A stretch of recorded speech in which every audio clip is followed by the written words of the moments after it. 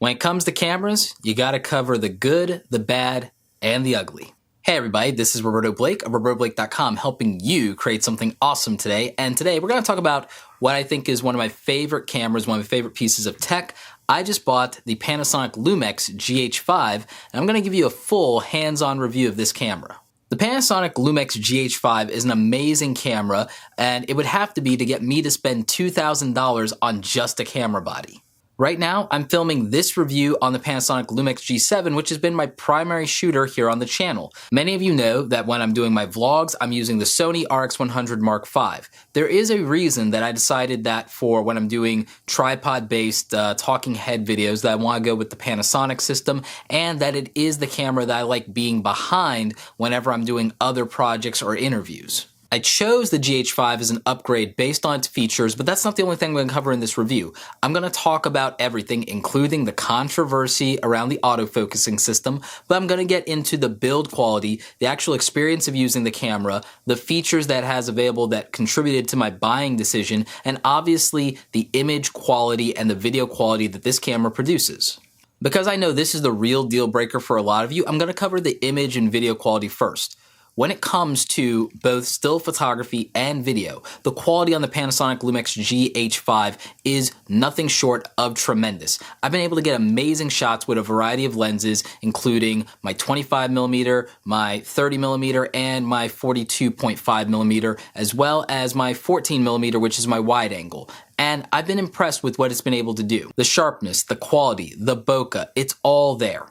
In that regard, I couldn't be happier with this camera. I think that it is something that is more than worth the money when it comes to being able to produce a great image and shot. And when it comes to video, I like that I don't get rolling shutter with this, and I'm able to shoot continuous video in 4K without overheating, something I'm just not able to do with the Sonys, no matter how good the quality is, no matter how great the autofocus and the features are. My ability to use this without limitations is what makes it practical for me as a shooter, especially if I'm going to do something like shoot a speaking engagement. In terms of the overall build quality, what you're getting with the Lumix GH5 is something that is dust-proof, water-resistant, and freeze-proof, which is a lot. This is weather-sealed. It is very durable. I would not want to get hit in the head with this. I would not want to drop this on any part of my body. It is going to hurt. And you know that that is my favorite way of evaluating build quality. What is the physical harm to me from this camera? In terms of features, you're looking at the ability to shoot 4K video at 60 frames per second in 10-bit 422 color. That is tremendous if you're someone who wants to get really into cinematography. You can also shoot Cinema 4K instead of Ultra HD. This is an amazing camera. In terms of what it can do if you want to shoot in 1080 HD, you have variable frame rate options, and you can shoot 180 frames per second, letting you do over 7 times slow-mo. I really think that if you're into action and sports, that is something you could really take advantage of, and I think it could be very cool just depending on how you choose to use this camera. The Lumix GH5 boasts 225 focus points and a lot of different autofocus modes, which we will get to toward the end of the video and how that actually performs. But I will say this, I am someone who prefers to shoot overall in manual whenever possible. That is what my preferences are. That's how I make these videos. That's how I make videos even when I'm behind the camera. I choose to shoot in manual mode the majority of the time. And with the amazing capabilities this camera offers in terms of zebra striping and manual focus assist, as well as focus peaking, I couldn't ask for more help, especially considering that I can't see well without my glasses when it comes to getting a tack sharp image. I'm really impressed with this. As a micro four thirds camera, overall, it's really impressive. This has a 20.3 megapixel sensor, micro four thirds. Also, one of the features that I really like about this is the fact that its performance in low light isn't too bad considering that it's a micro four thirds camera. I've been able to get pretty decent shots with it in low light, all things considered, even without using the best lenses. In fact, I was using a $99 Olympus lens, and I really actually was surprised at how well it could handle low light situations when it came down to it. One of the main features that really helped me decide I was going to invest in this camera was the fact that it has dual SD card slots. This is something that Sony cameras really need to look at for the future to be competitive, is the fact that we have a flip out touchscreen, 4K, 60 frames per second, the ability to shoot 4K without overheating for an unlimited amount of time, and that we can shoot almost indefinitely by just switching out SD cards, or if we want redundancy, we've got that with the dual SD cards as well. When you combine all those tremendous features with 5-axis stabilization for handheld shooting, you've got a real winner here. For photographers, you've also got post-focus, which means that after you've taken your shot, you can go ahead and decide where you want to be in focus, and you can save that in camera. So I think that you can just focus on capturing the moment. This is going to be great for wedding photographers and event photographers. I think that that is a fantastic feature. I would love to see more cameras implement that. Overall, bang for the buck. Based on the features, based on your particular use case, I think that this is one of the strongest cameras that I've ever seen. It's one of the best things I think I've ever reviewed on this channel, including cameras from the Sony lineup. I still love Sony. I still believe in what they're doing. I just really wish that they would adopt a lot of the features that Panasonic is now. In terms of the ergonomics that I was mentioning earlier, I love how the control panel is on the top of the camera. That's very convenient to use. I love that they added a joystick to this. That has been tremendously useful for a lot of different features and functions. We have a full HDMI cable capability, and this will actually give live output, and it can go ahead and give live 4K output, something that I haven't seen a lot of cameras doing. This also has a USB-C port. Unfortunately, you can't charge off of the USB-C, but this is going to be future-proof for you, so if that's something you're concerned about, well, you have it now, especially for you Mac fanboys out there. This has an audio output jack, so you can monitor your audio via headphones, and you have your microphone input jack for going ahead and putting in a shotgun microphone if that's what you want to use, or a lapel mic, or a wireless system. So this has everything you need. They have some great accessories for this, including an audio adapter that will let you put in XLR cables, and that's about maybe a $400 accessory, but this is really what you would need, I think, if you want to be an independent filmmaker, a guerrilla filmmaker, or if you want to take YouTube to a whole nother level. I'm planning to go all in on 4K in 2018, and I think that this is going to definitely help me get there.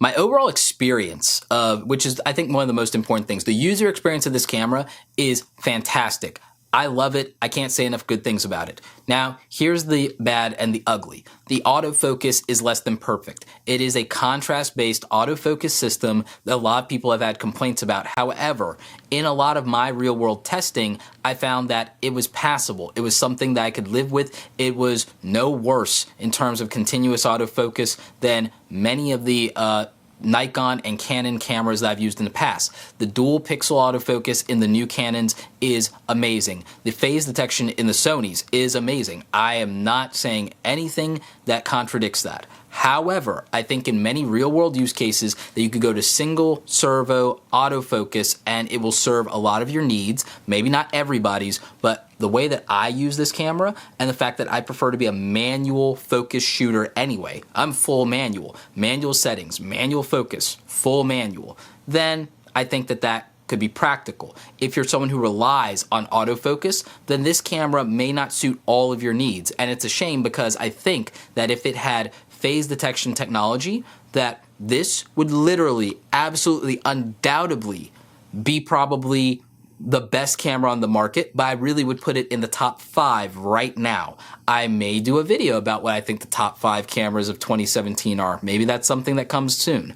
But as it stands, for me, this is my favorite camera overall to use. In terms of weight, it is a little weighty for a Micro Four Thirds camera. In terms of travel and vlogging, I would rather use my Panasonic Lumix G7. I would probably rather use something like the G85. I think the G85 is the best of both worlds in terms of an in-between for these cameras. Maybe that's something you'd be interested in. I still actually am interested in that camera because it's lighter weight and it does have the continuous shooting capabilities that I look for making long-form content, doing interviews, and doing speaking engagements. So if you needed to record your own speaking engagement, you could slap a 14mm lens on this, put it on a tripod, and shoot that entire thing in 4K and know that it's going to be perfect. And for someone like me, that's a big deal. Conclusion, I dig this camera. Even notwithstanding the autofocus feature, it still does everything else that I need it to do, and I prioritize manual anyway, so for someone like me, this camera offers more options, higher overall quality, performance, and ease of use than most things on the market today. If Sony were to offer me 4K video, flip out screen, and unlimited shooting without overheating in 4K, and maybe a dual SD card slot, well, then we'd have a fight on our hands. Then we'd have like something that I think would be amazing and super competitive. And maybe we get that in future products like an A7R3 or an A7S3. But until that happens, I still think that this is one of the strongest competitive cameras on the market, and I couldn't recommend it more. By the way, hashtag not sponsored, paid for this thing out of pocket, and I still think it's worth every penny. One of the only other complaints I have about this is that it does not come by itself with the ability to shoot Vlog, which is the flat profile that I would prefer to shoot in for color grading, similar to Sony's S-Log, that is sold separately. And I just feel that for the price that we pay, it should be included. So Panasonic, hook that up. We gotta have that included in the price. We're investing a lot here. Give us Vlog, don't make us pay extra for it. Hopefully this video helped you if you're still on the fence about this camera. I will be doing some videos that are just straight up footage test. I will be doing my own straight up real world test of the autofocus for you guys so that you guys can see for yourself if that's something that is a deal breaker for you. And I will be doing some other videos that talk about the individual features of this camera, and maybe I'll even show you a user guide for beginners on how to properly set this up, handle your menus, everything that you want to know about this camera. Anyway, if you have questions about the Panasonic Lumix GH5 or how I film my videos or any of my gear, let me know in the comment section. Guys, if you want to buy any of the gear that I use to make my YouTube videos, all that stuff is linked up in the description below, including my new GH5, so make sure you're checking that out. That supports the channel. If there are cameras out there that you think are superior to this, I would love to know why you feel that way in the comments as well. Let's have a discussion, and let's keep it civil if we possibly can. Like this video if you like it. Don't forget to subscribe. Check out the other awesome content on the channel. As always, you guys, thanks so very much for watching, and don't forget, create something awesome today with whatever camera you happen to have.